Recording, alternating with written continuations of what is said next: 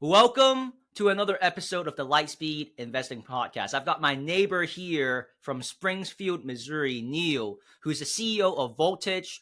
He is the CEO of Voltage that runs a educational company on all things e-commerce. And I'm excited to bring him on because he has a lot of insights that is unparalleled and unmatched in the markets. Neil, how are you doing today? I'm doing great, brother. Thanks for asking. Awesome, man. What is the latest and greatest since we last spoke? Oh man, we're fourth quarter at time of this recording, and we're gearing up. Products inbound or already there. We're in the pre-Black Friday rollout, and then headed into the holidays. So it's always a fun time to be in e-com in the fourth quarter. All hands on deck, and just kind of managing the ship through the last part of the year as we head into a new year coming up. Yeah, and I'm excited to introduce you to the audience some more because not only are you in the e-commerce and education space, but you are also your own private equity. Yeah, I mean, private equity being a term obviously for the acquisition or growth of a business or investment in a company or money used to, move or collateralize an opportunity. So as we fund our own businesses or we get credit lines or we even acquire with private equity, those are all kind of different levels of business, really. And in e-com, it can be done at any kind of way, from cash flowing yourself to cash flowing the business or letting the business build itself off credit lines. I love it, man. And I know when we spoke last time, we kind of covered a little bit more so on your journey and how you got into what you do, right? But I'm super excited today to really go into the nitty gritty. And you got some impressive teaching points that you want to share with the audience, right? Yeah. I'd like to get people a little tactical around the ideas of the business in terms of how they would spend their time, energy, attention, and money. The areas that we're going to talk about are what I call the 5 big breaks that allow sellers to, learn how to do the business, build an empire, or retire, depending upon what their goals are. So those topics go a little like this. The first one is, what the heck do I sell? It's the number one question everybody has. It's a question that I got about 10 years or so ago on one of my first consultations. I went through the explanation of product research and market research, and the guy was real intent and all this stuff. And we get to the end and he just goes, yeah, but what the heck do I sell? So it's been a part of our entire process of defining the value of the product and doing it correctly is so instrumental to the business itself of building a portfolio in this brand that we're ultimately creating with the products that go into it. And so as we go through that conversation, what I want people to understand is there's a conditioning, a learning, a changing of pattern of behavior by which you go from, I don't know what to sell to, oh, I see that I could sell that because there's something in the market that people want and maybe I can sell one of them. It's kind of what we call the white car syndrome. It's the idea that, it's available. You just don't always see it. It's always around you, but you're not always in the right presence of mind to see it. And why I call it the white car syndrome is I was going out to help a friend buy a car one time, and he had this idea for a white car, and he knew that he wanted this car, and it was, he had the leather and everything he wanted picked out for the whole car or whatever. And we come down, we do the deal, and we get in the car, and he's so excited because it's his, it's unique, it's what he wanted, it's the whole deal. And we're driving off the car lot, and we look over and there's one just kind of like it sitting right over there. And then we keep driving down the road and there's 3 or 4 or 5, and all of a sudden his framework changes. I remember him looking over and going, I didn't realize there were this many of these cars on the road. And he just didn't see it. He just wasn't in the right frame of mind. He just hadn't shifted. Like, did the cars magically and put the universe pull cars in front of him that looked just like his white car, or did something shift in his brain? And what ends up happening is a lot of times when we don't, do repetitive conditional training in our brain, we just don't see the white cars that are in front of us. But when we do, all of a sudden we see them everywhere, right? We see all that opportunity. So as you train to learn how to sell something, what you have to first look at is what is everything that is for sale, and start training my brain to see everything as a potential opportunity for sale, as opposed to a consumer perspective mindset, which is, well, could I buy one of those? And we start changing that language and thought process to, well, could I sell one? And then you need to sit down and actually start writing a list, and you have to do a pattern of behavior that actually gets you through that process, even if it takes you 21 days to break that habit of start, putting products down. So I'd encourage anybody listening here, just start putting products down on a piece of paper, just start writing it down. Like, just start thinking about the kind of products you buy or others might buy, and just start writing it on a list. And here's a quick pro tip shortcut. Okay. Go to your Amazon app, which you probably all have, open it up, look at the last, 90 days of your order history. Okay. By Amazon's own admission, the last 90 days of those products, what they say is of their platform sellers, 60% of them are third-party sellers like us, which means that you most likely bought products from maybe one of my clients or other third-party sellers or one of my brands on that platform. You just didn't recognize it because we're leveraging Amazon Brands Authority. So just writing those things down gives you the first level idea of building a big list of ideas. Okay. Now, what we want to do is take that into topic 2, which is going by the numbers. In order to filter that list down, we need to go by the numbers in business. That's the fundamentals of business. That's profit and loss. That's ensuring that when I do sell one of those products, I can make profit out of it. Not just sell it for revenue, but actually keep something. What you keep is so important, right?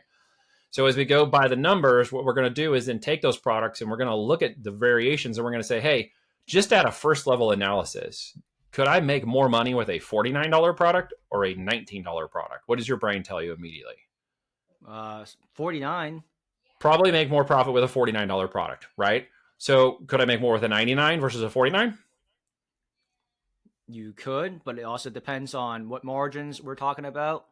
It depends on what you keep at the bottom line. Okay. If I have to sell a $99 product, but it costs me $69 to make it versus a $49 product, but it only takes me $18 to make it, then we get down to an ROI. What's my return on that investment? What is the amount of money I'm going to make with the margin and net profit that maintain a profitability? And for our world, above $12, right? It has to be above $12.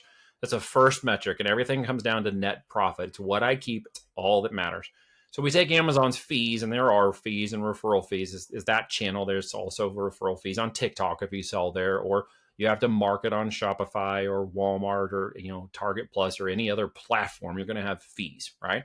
So we have to add those fees on there. But just at a high level, what we want to do first is just look and say, hey, do you think there's more than $12 in a $19.99 product in profit, or is there more in a $49? And if you know the answer at the common sense level, you're going to set the $19.91 away and you're going to start focusing on the $49 instead. So that's our first level analysis, right? At that point, we're saying, okay, if each product has more than $12 in net profit per unit, and every product I'm going to test in the market will build my brand, then I have a portfolio of products that roll up into my profit and loss statement. Okay. And if that means that I want to maintain a 20% net profit in my business, then I have to make sure my products, of course, have more than 20 to 40% margin in them and more than $12 in net profit. So we just make sure that we fill the brand with products that are profitable. Okay. And we do that through a system of putting numbers into a spreadsheet, or a system now called Greenlight, where we add that product data into there and it literally goes red, yellow, or green. Okay. With the numbers of the cost of selling that product, its cost of goods, we need to make sure we make more than $12 in profit. If it does, after all those expenses are put on top, warehousing cost, referral fees, marketing, and other things, do I keep at least $12? If the answer is yes, that's a product I keep on my sheet because it has more opportunity. There's more branding, there's more potential, there's more profit, there's more money in it for me, there's more marketing money, there's just more of everything. Okay. Now, should we sell that product? The answer we haven't got to just yet, which actually leads us to step 3. Step 3 in this process should be making sure that we don't marry our products. There are so many product opportunities to, we say, steal girlfriends in the market, right?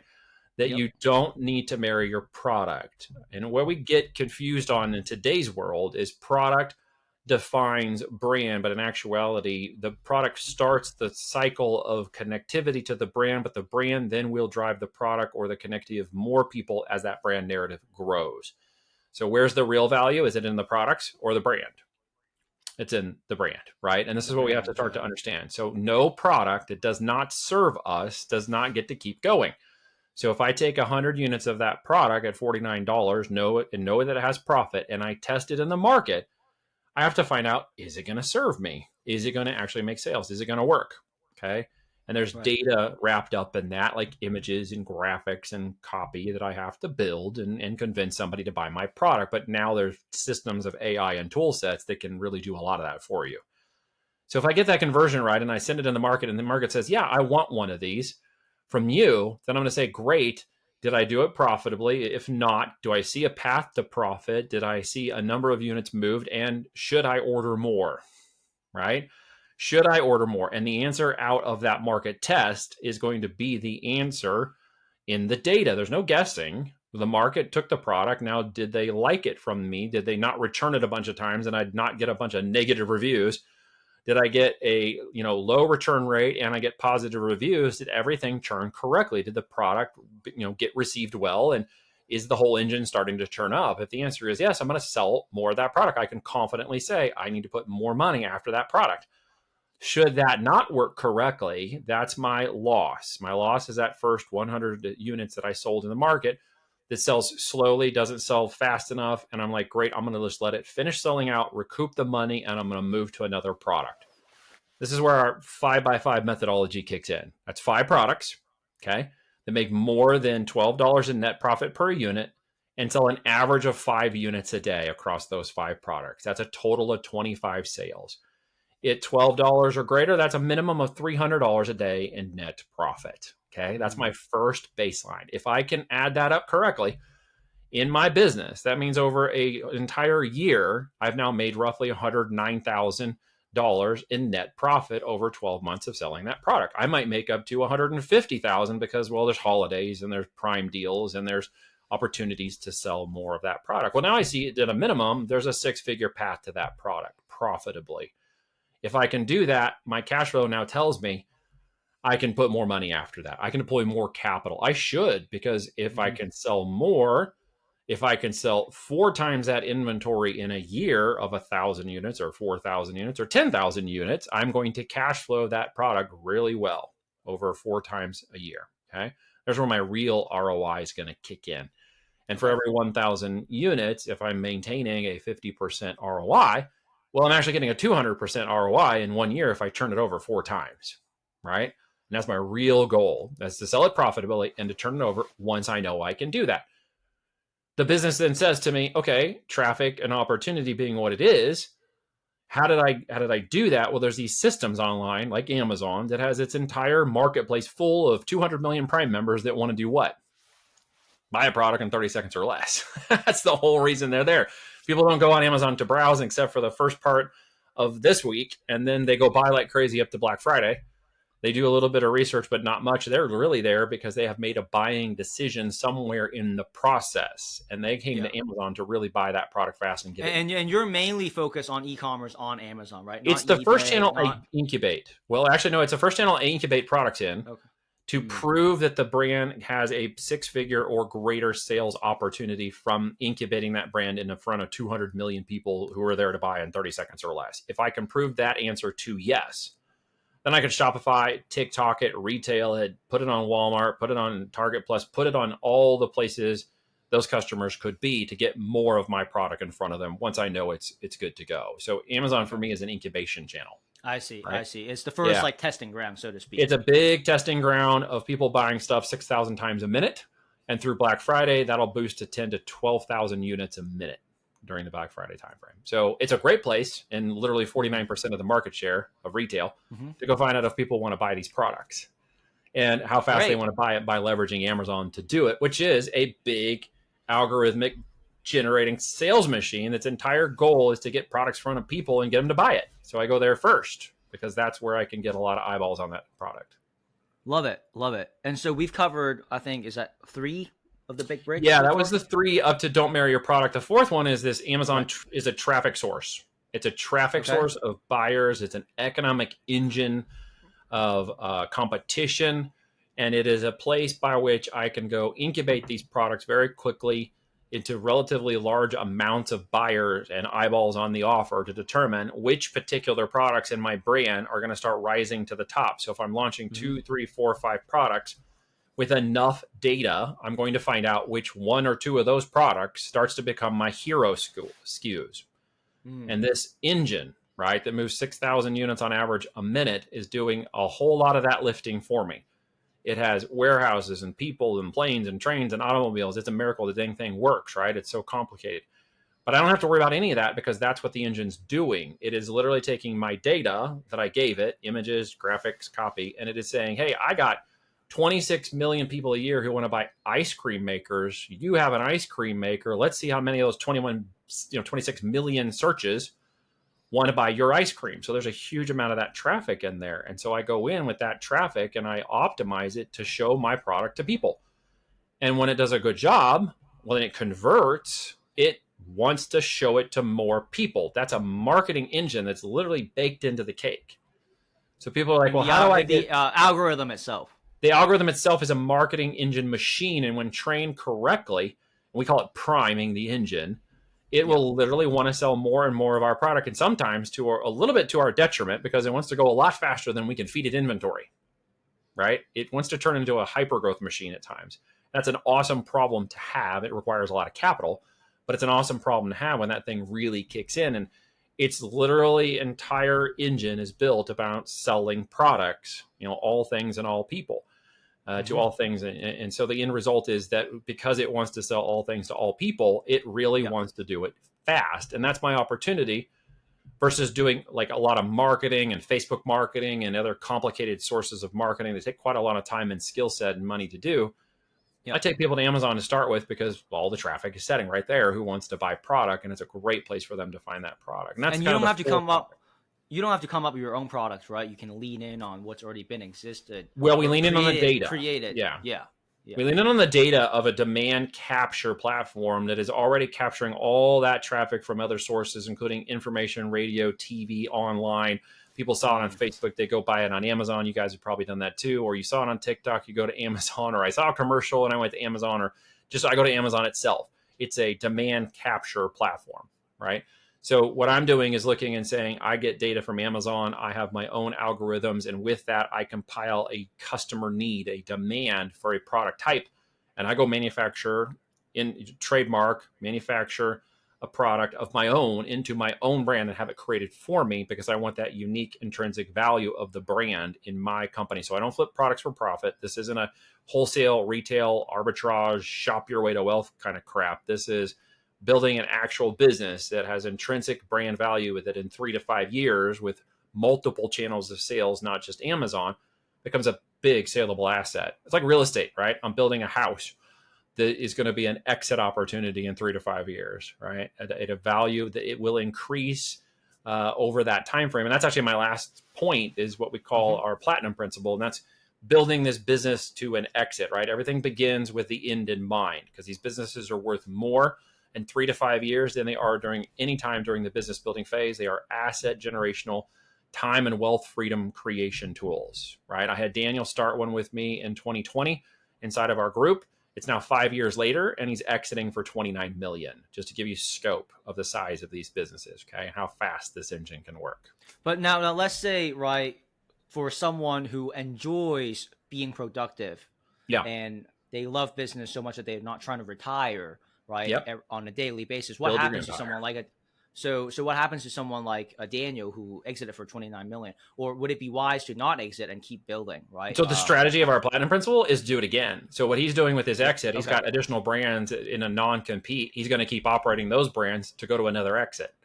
So when you start in this process and you see how many ideas and how much product opportunity, and you start to realize, and the aha moments kick in, you're like, oh my gosh, like if I could sell this, I can sell that really well. You have to kind of hold your back. You sell back as an entrepreneur so you don't get distracted.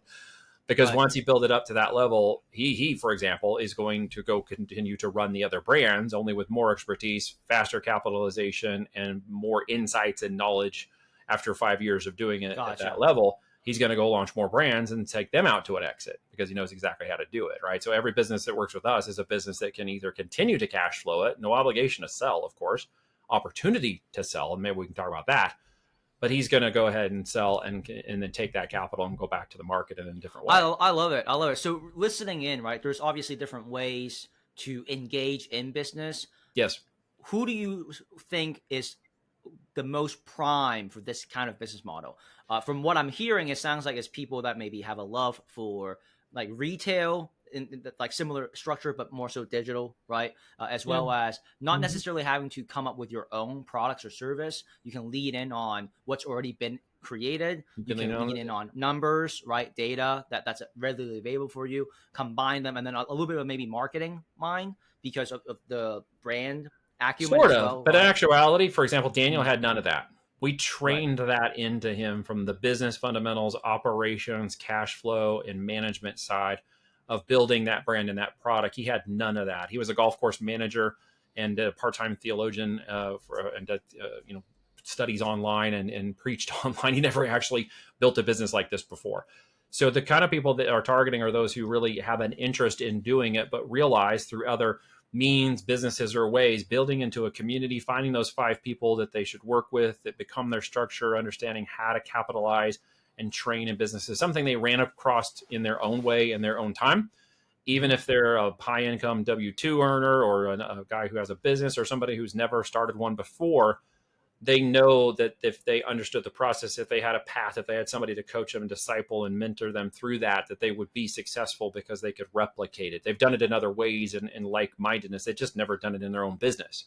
Mm-hmm. And the reason why I even do this is because people like Daniel end up in my network. Some of them end up becoming operators for my company under profit sharing.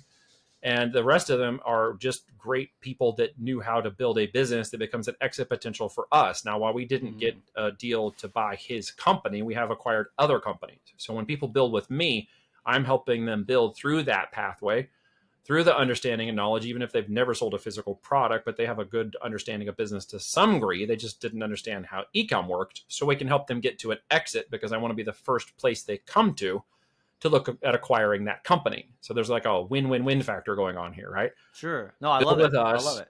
successful in that process, and then maybe we both win in the acquisition or growth of that company later on. And obviously listening in, right, Daniel is a huge success story, but for like the listeners listening in, what would you say is the average amount of profits that, that your client, so my 5x5 plan was, my 5x5 plan is a minimum opportunity that within 12 months, they get to 100K in net profits or I forfeit part of my fees.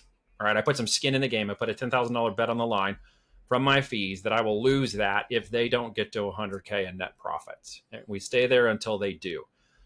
So the minimum is 100K in net profits that we're going for. These businesses have that opportunity when structured and grown correctly. That is the goal for every person that works with me. Not everybody hits it because not everybody realizes that the time, energy, and attention it actually takes to deploy and build the company. Sometimes they don't always make it to the end, which is very unfortunate. In the end, being completing the product and launch process cycles or even getting through. It's unrealistic that everybody does that, even though we try to get everybody through that process. That's the truth. I want everybody to see the opportunity for what it is, and that is doing something in 3 to 5 years that others are not willing to do. And he's one of those. So he's not even the largest case study. The largest case study is $5 million a month in 8 months. But there is an average of growth that gets to the 6 figures. And then the system of economics on these marketplaces, the brand growth and market share that occurs, the algorithmic response to companies that get past 100K in a monthly or a profitable business in 12 months, the engines themselves start to turn up extremely fast. Years 2 and 3 can be growth and scale because of that.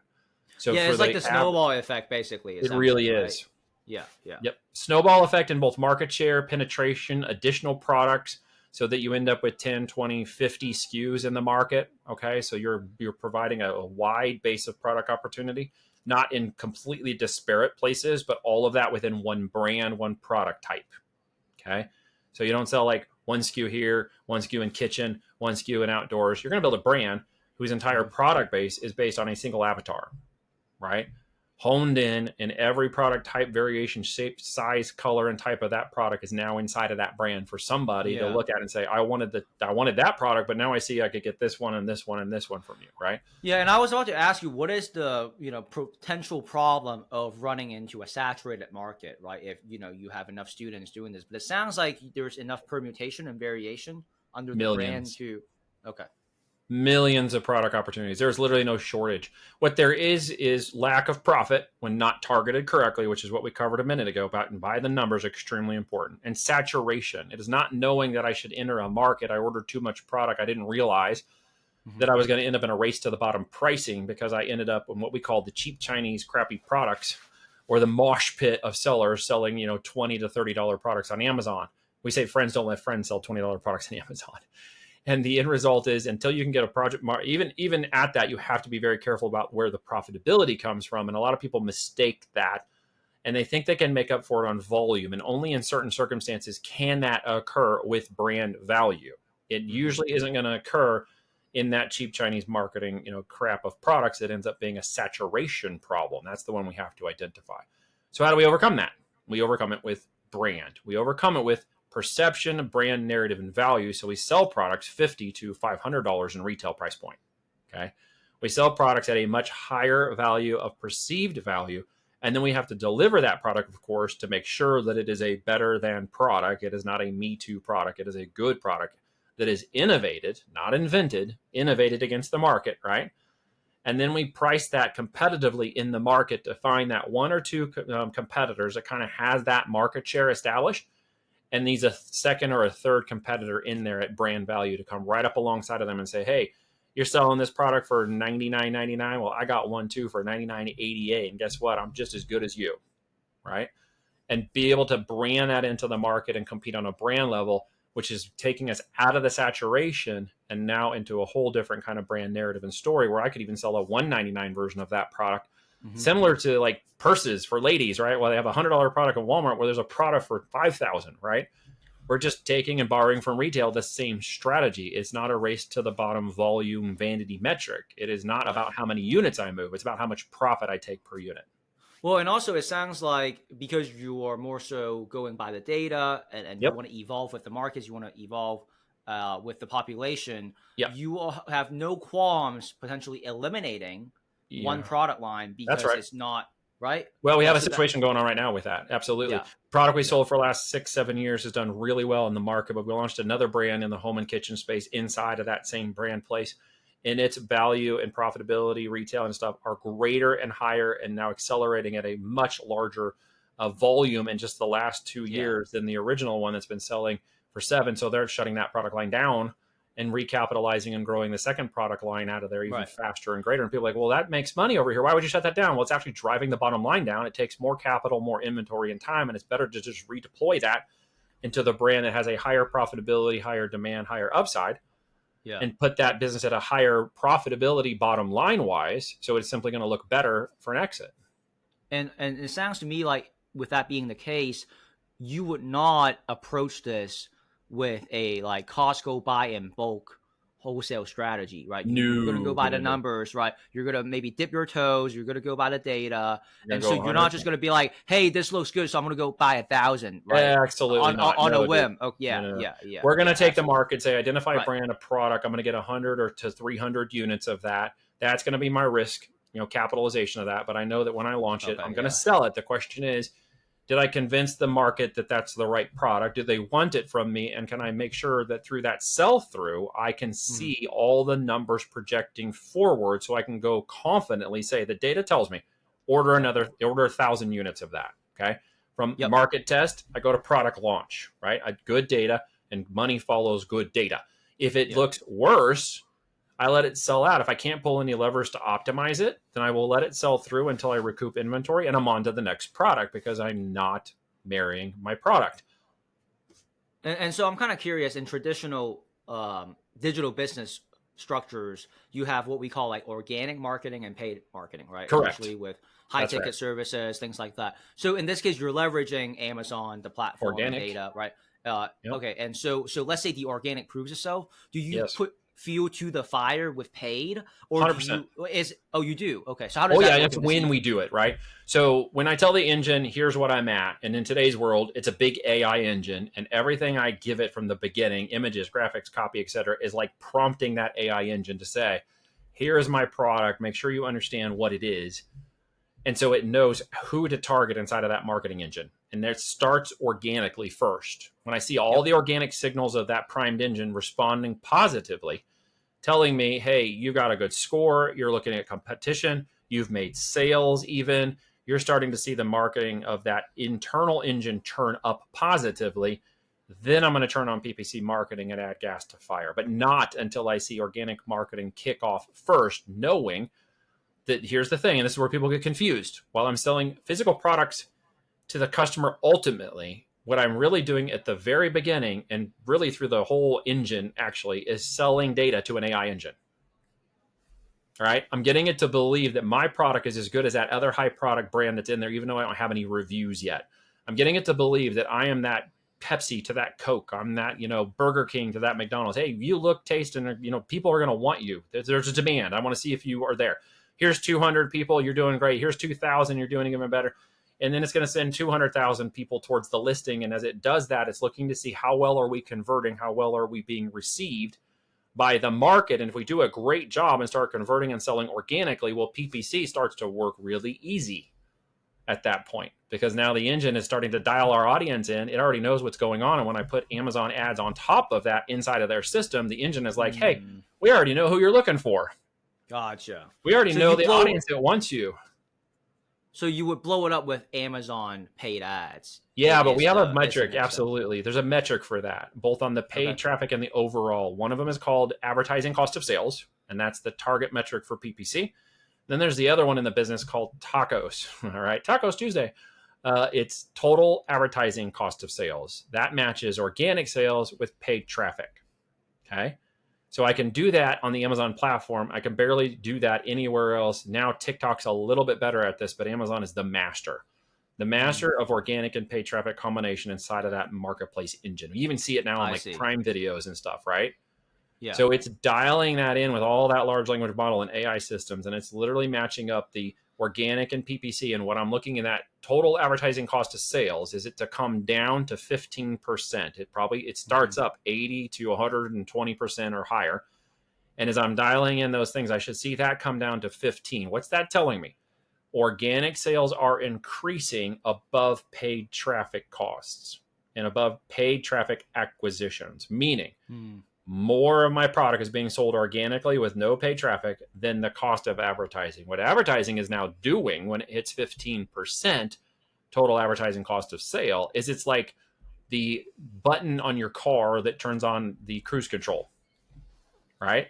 Maximum miles per gallon happens when you hit the right, speed, and the cruise control takes control of the car. You get your maximum miles per gallon. It's the same thing in our analogy here for the e-com business, is that my tacos now gets dialed in, and as my organic is kicking up and I'm now paying more in traffic and media, when I stay around that 12 to 15% mark or up to 18%, I'm literally watching like a double vertical line go up of organic and sales, which can start to spin out until I'm at 60, 70% organic sales, and only 20, 30% are coming on organic traffic. And I mean, it's scale. Like Daniel's scale, like 10, 20, 15 million. And so there really isn't any involvement, it sounds like, with Facebook, Instagram ads. No, none of that yet. Or YouTube or Google ads, right? None of that yet. Now we're just, So they can be part of the equation. Well, it should be. It's when you do it, right? We focus on results until successful. Until you get past that first 100K in net profits and you've incubated that brand and you've established market share and you know who your avatar is and who's buying it. Because inside of Amazon's platform, there's a thing called seller performance, and in the performance there's metrics that literally tell me who's buying my product, how much they make every year, and what kind of things they're buying. It tells me in the brand registration, like, who are these people? And so I can get a pretty good dial in onto whether or not I hit the avatar and who they are. Wow. So then I can take that out to Shopify and TikTok and say, well, I know who I'm speaking to. I know what copy and graphics work. I know what demographic I should target. And then I place, direct to consumer marketing channels on that brand. Awesome. I love it, man. Definitely learned a lot on both episodes. So happy to have you on. For those listening in, let's say they're curious about how this works at a deeper level. What is the best way for them to get a hold of you, and how should they reach out? Yeah, man. Well, if you've ever thought about it, if you ever wondered about e-com and you want to learn a little bit more, you can check out the book. You can go to voltagedm.com, voltagedigitalmarketing.com. You can see what we're doing. You can apply and chat with me if you want. We have, certain operator positions we talk about with individuals who are interested in the right time, energy, attention, and money to build a real business, not a side hustle or a hobby business. So you got workshops and information you can check out on the website. You'll talk to me if you do have an interest in working with us. I don't have a sales team. That's not how this works. But I am looking for operators always to eventually get into my business. And, I have 4 now that run my 12 companies. That I don't have to run the trenches and details. I share profit with those operators. In the last 3 to 10 years, they've come in and worked with us side by side, built their own companies, and now help our companies run through profit sharing. That's amazing, man.